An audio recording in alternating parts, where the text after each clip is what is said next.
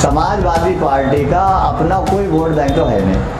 Samajwadi party मुस्लिम के ऊपर ही राजनीति करती है। आजम खान ने सिस्टम का हिस्सा बनने के बजाय सिस्टम में हिस्सेदारी की होती तो आज उनकी इतनी हिम्मत नहीं थी। लेकिन मैंने बता दिया वो तो पार्टी के लीडर हैं, उनको गिरफ्तार करने का मतलब होगा पूरी पार्टी के ऊपर हाथ डालना, और पूरी पार्टी के ऊपर हाथ डालने के निशान भाजपा के नहीं है।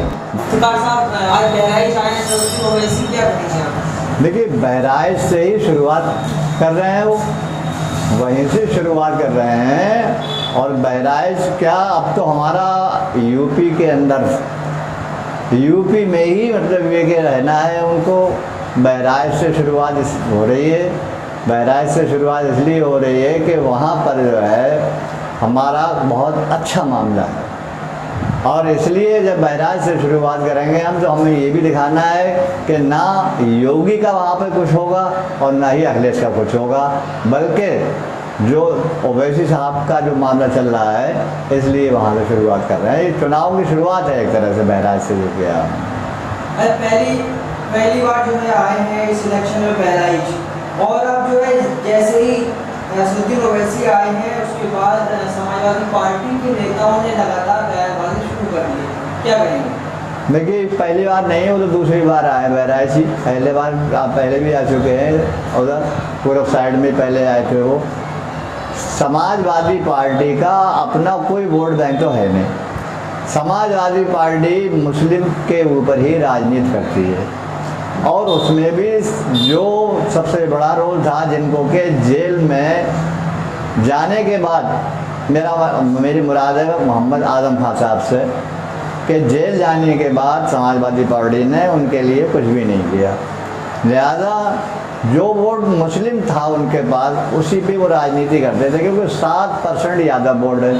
अब 7% में जो है कम से कम 3% 4% तो बीजेपी में चला जाता है वोट।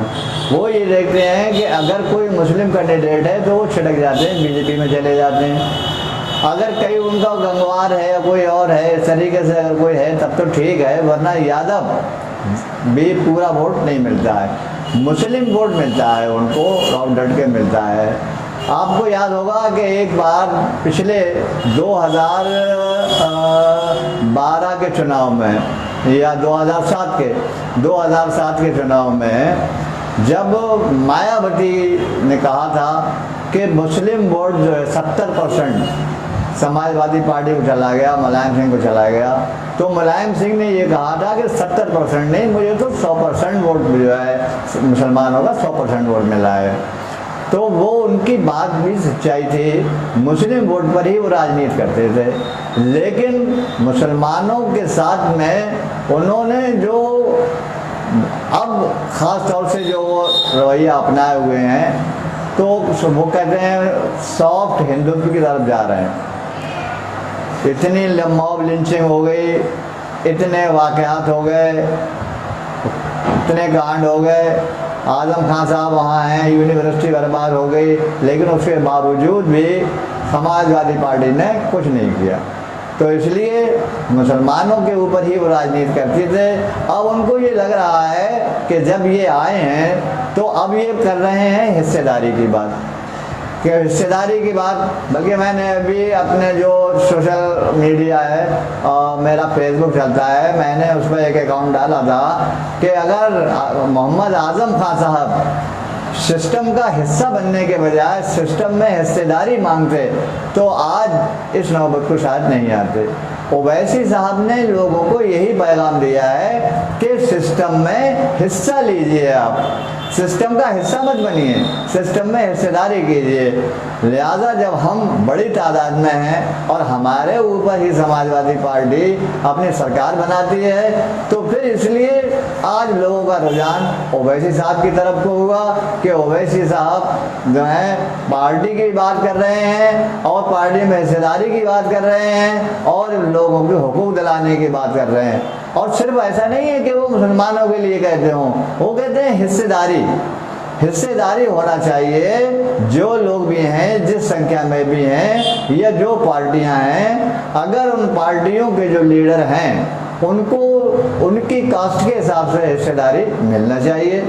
इसलिए जो मुस्लिम है उनको मिलना चाहिए। मुस्लिमों को ये बात आ रही है, पसंद आ रही है कि भाई बात तो बिल्कुल सही है कि समाजवादी पार्टी आरोप लगा रही है कि आप तो जो है बीजेपी से हिस्सेदारी लेकर आए हैं। नहीं तो वो आरोप तो देखिए वो इसलिए लगा रहे हैं ना कि 7% में तो कुछ भी नहीं कर सकते, उसमें भी 4% चला जाता है बीजेपी में को। अब सवाल एक ये है कि माननीय नेताजी जो हैं मुलायम सिंह यादव जी, उन्होंने जब ये बात कही थी कि मोदी जी मैं आपको पीएम देखना चाहता हूँ, तो एजेंट कौन है? मुलाकात कराई, कान में बात की कि मेरे बेटे का ध्यान रखना, ईडी वगैरह से बचा के रखना। भाई आजम खान क्यों फंसे हैं? फंसना तो अखिलेश को चाहिए था, लेकिन मुलायम सिंह ने जो है उनके कान में बात करके अपने जो भी जैसा भी समझौता हुआ वो कर लिया, और उसके बाद में आजम खान फंस गए वहाँ पे जाके। तो इसलिए वो कहते हैं बार बार, उनको ये लग रहा है कि ये 22% वोट जो मुस्लिम का था हमसे खिसक जाएगा, इसलिए इसका एक ही तरीका है कि ये कह दो कि बीजेपी के एजेंट है। समाजवादी पार्टी के नेता आरोप लगाते हैं कि एक मेडिकल कॉलेज ओवैसी साहब चला रहे हैं, एक आजम खान चला रहे हैं। आजम खान के मेडिकल कॉलेज को बंद कर दिया और ओवैसी साहब का मेडिकल कॉलेज जो है चल रहा है। यही बात मैंने कही ना कि अगर आजम खान ने सिस्टम का हिस्सा बनने के बजाय सिस्टम में हिस्सेदारी की होती तो आज इतनी हिम्मत नहीं थी। आजम खान साहब के मैं हालांकि कहना तो मैं नहीं चाह रहा था, लेकिन बिल्कुल मुझे कहना है कि आजम खान के लिए अगर कुछ किया जाता तो वो कॉलेज भी महफूज रहता, कुछ नहीं होता। बीजेपी डरती है, बीजेपी ओवैसी साहब से डरती है कि इनकी अपनी पार्टी है, पार्टी के लीडर हैं, इनके पीछे हाथ हैं, बहुत लोग हैं इनके पीछे। अगर इन पे हाथ डाला जाएगा तो ये मुमकिन नहीं होगा। आजम खान के साथ की तरह ओवैसी साहब अकेले नहीं है। अच्छा, वो ये कहते हैं कि ओवैसी मोदी के खिलाफ, योगी के खिलाफ आपत्तिजनक भाषण देते तो उनके योगी और मोदी उनको गिरफ्तार नहीं करते, बल्कि और कोई नेता अगर ऐसा बोले तो उनकी गिरफ्तारी हो जाती है। लेकिन मैंने बता दी कि वो तो पार्टी के लीडर हैं, उनको गिरफ्तार करने का मतलब होगा पूरी पार्टी के ऊपर हाथ डालना, और पूरी पार्टी के ऊपर हाथ डालने के साथ भाजपा की नहीं है। भारतीय जनता पार्टी पूरी पार्टी से नहीं उलझ सकती, और पूरे देश के अंदर जो लोग हैं MIM के वो खड़े हो जाएंगे। अच्छा, यहाँ पर आप चुनाव लड़ रहे हैं, 100 सीटों पर की बात हो रही है और उप मुख्यमंत्री की बात हो रही है, तो अगर आपकी सरकार बन रही तो वो उप मुख्यमंत्री आसिम बकार बनेंगे या शौकत अली बनेंगे? देखिए ये तो हाई लेवल की चीज़ें हैं और इसको हमारे जो हाई लेवल के लोग हैं वही तय करेंगे, इसलिए हम इस बारे में क्या कह सकते हैं। किन मुद्दों पर चुनाव लड़ेंगे आप? हमारा मुद्दा होगा लोगों की जो ज़रूरतें हैं वो पूरी होना चाहिए, और लोगों के साथ में इंसाफ होना चाहिए। लोगों के साथ में अब तक जो हुआ है नाइंसाफ़ी हुई है वो नहीं होना चाहिए, और किसी को 2 नंबर का शहरी नहीं, 2 नंबर का वो नहीं समझना चाहिए, बल्कि सबको बराबरी के हिसाब से यही मुद्दे होंगे हमारे।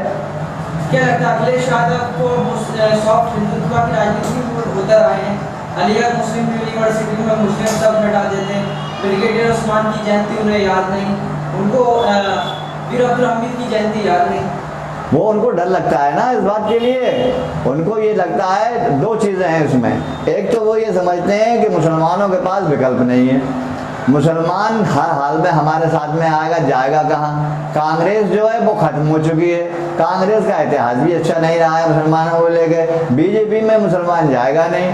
इसलिए जब हमारे पास ये आना है इसको, तो हम हिंदू वोट को जितना ज़्यादा से ज़्यादा ले लेंगे तो इससे हमारी जो है ज़्यादा वो हो जाएगी। मुसलमान का क्या है, मुसलमान को तो कोई विकल्प है ही नहीं, लेकिन हिंदू के लिए विकल्प है। इसलिए वो मतलब ये कि हिंदुत्व की तरफ को जा रहे हैं। और जो बीजेपी ने ट्रेंड का, बीजेपी ने क्या बल्कि कांग्रेस ने एक ट्रेंड कायम किया जो डिवीज़न का, इंदिरा गांधी ने खास तौर से जो डिवीज़न का ट्रेंड कायम किया, और जो मतलब ये कि राम मंदिर का मुद्दा उठाया कांग्रेस के ज़माने में और चीज़ें हुई, उसका जो फ़ायदा उठाया बीजेपी ने। अब दूसरी पार्टियों को ये लगने लगा कि अगर हम हिंदुत्व की बात नहीं करेंगे तो हम शायद हम कामयाब नहीं होंगे। और भाई हिंदू तो है ही है, हम उसमें कहने की क्या बात है। जब वो ये आरोप लगाते कि बिहार में सरकार बनने नहीं दी, बंगाल में दाल नहीं गली, अब यहाँ पर यूपी में जो बीजेपी जीता नहीं, तो बिहार में देखिए दाल कहाँ गल रही है कहाँ नहीं गल रही है ये एक अलग मसला है। लेकिन बिहार में जब हमने वही बात रखी थी जो हम यूपी में रख रहे हैं कि भाई हमें हिस्सेदारी दीजिए, हमें शामिल कीजिए। अगर आपको हमारे लोगों से उनसियत है, अगर आप ये चाहते हैं इस बात के लिए कि भाई हम जिनका वोट ले रहे हैं ये आगे बढ़ें, तो इनको जो है आगे बढ़ाने के लिए हमें हिस्सेदारी दीजिए और हमें साथ में लेके चलेंगे तो कोई परेशानी वाली बात नहीं आएगी। बिहार में भी उन्होंने अपनी पहले यही बात कही थी जब वो अपने टोच में रहे कि हम तो ये कुछ नहीं, ओवैसी क्या है।